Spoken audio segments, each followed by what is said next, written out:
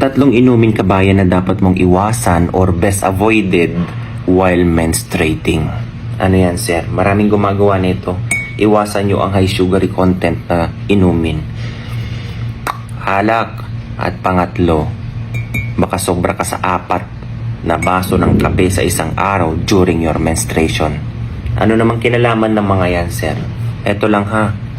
Based sa nabasa ko kahapon na studies kabayan, they may only intensify yung pagkakaroon nyo ng cramps, bloating, sakit dyan, banda, sakit sa ulo, at even hormonal flux. Marami diyang gumagawa, aminin mo. Diba, ma'am? Para gusto mo lumabas agad at lumakas yung regla mo, nagpapabili ka ng sobrang lamig na soda.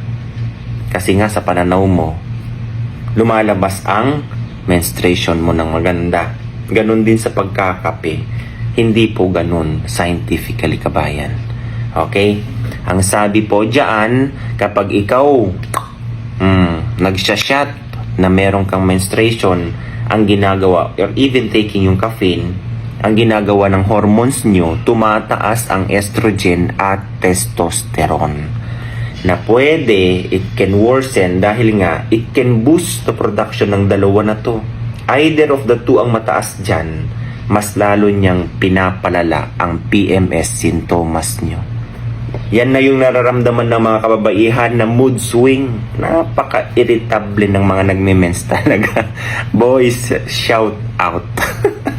Di ba? Sa totoo lang. Parang gusto ko na, hindi na. Yung may tatanong, sasagutin agad kasi hindi na sumagot. Seconds lang. Okay?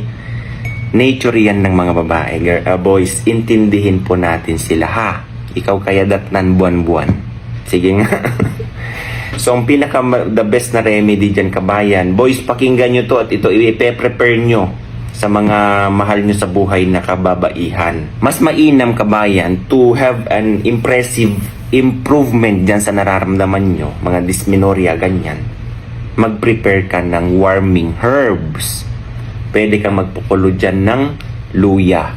Luyang dilaw o turmeric. Pwede kang gumawa ng tsaa, green tea, black tea, red tea, bigay mo sa kanya. Okay? Mas mainam yan kaysa sa mga ganyang inumin. Yung tatlo na yan. Huwag mong bigyan yan. Mas lalo kang talo sa pagka-irritable ng mahal mo na yan na okay? Nagme-mens. So, na-share ko lang po yan na huwag kayong masyado mag-take ng ganyan dahil mas lalo niyang pinapalala yung nararamdaman nyo. Okay? Hindi man ako nagme-mens, pero kasi nakikita namin sa mga kababaihan during menstruation, lalo na kapag may dysmenorrhea. Diyos ko, konting lang yan, talagang irritable ang mga yan. Okay? Boys, tandaan nyo to ha. God bless everyone. Bye-bye.